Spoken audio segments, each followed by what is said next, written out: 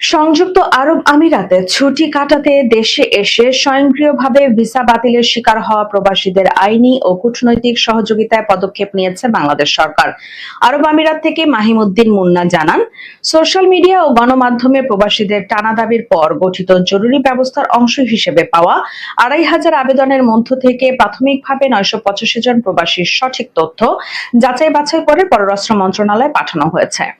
আরব আমিরাত থেকে ছুটিতে দেশে আসার পর সম্প্রতি বেশ কিছু প্রবাসীর ভিসা স্বয়ংক্রিয়ভাবে বাতিল হয়ে যাওয়ার ঘটনা ঘটে। এতে অনেক প্রবাসী নির্দিষ্ট সময়ে কর্মস্থলে ফেরা নিয়ে অনিশ্চয়তায় পড়েন। পরিস্থিতি দ্রুত সমাধানের জন্য ভুক্তভোগী প্রবাসীরা বাংলাদেশ সরকারের জরুরি হস্তক্ষেপ জানিয়ে আসছিলেন। প্রবাসীদের এই ভোগান্তি দূর করতে গত ৩১ জুলাই একটি যৌথ পদক্ষেপ নেয় বাংলাদেশের পররাষ্ট্র মন্ত্রণালয়, প্রবাসী কল্যাণ ও বৈদেশিক কর্মসংস্থান মন্ত্রণালয় এবং আবুধাবিস্থ বাংলাদেশ দূতাবাস। ক্ষতিগ্রস্তদের সুনির্দিষ্ট তথ্য সংগ্রহের উদ্দেশ্যে তাদের পক্ষ থেকে একটি বিশেষ হটলাইন নম্বর এবং ইমেইল ঠিকানা চালু করা হয়। আবুধাবিস্থ বাংলাদেশ দূতাবাস থেকে প্রাপ্ত সর্বশেষ তথ্য অনুযায়ী হটলাইন ও ইমেইলের মাধ্যমে ইতোমধ্যে প্রায় ২,৫০০ ভুক্তভোগী প্রবাসী তাদের তথ্যাদি জমা দিয়েছেন।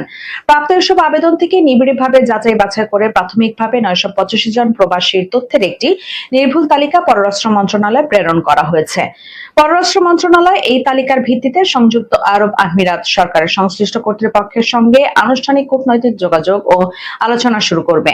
দ্রুত সময়ের মধ্যে এসব প্রবাসীর ভিসা সংক্রান্ত জটিলতা নিরসন করে তাদের কর্মস্থলে ফেরার সুযোগ নিশ্চিত করতে সরকার আন্তরিকভাবে কাজ করছে বলে দূতাবাস সূত্রে নিশ্চিত করা হয়েছে।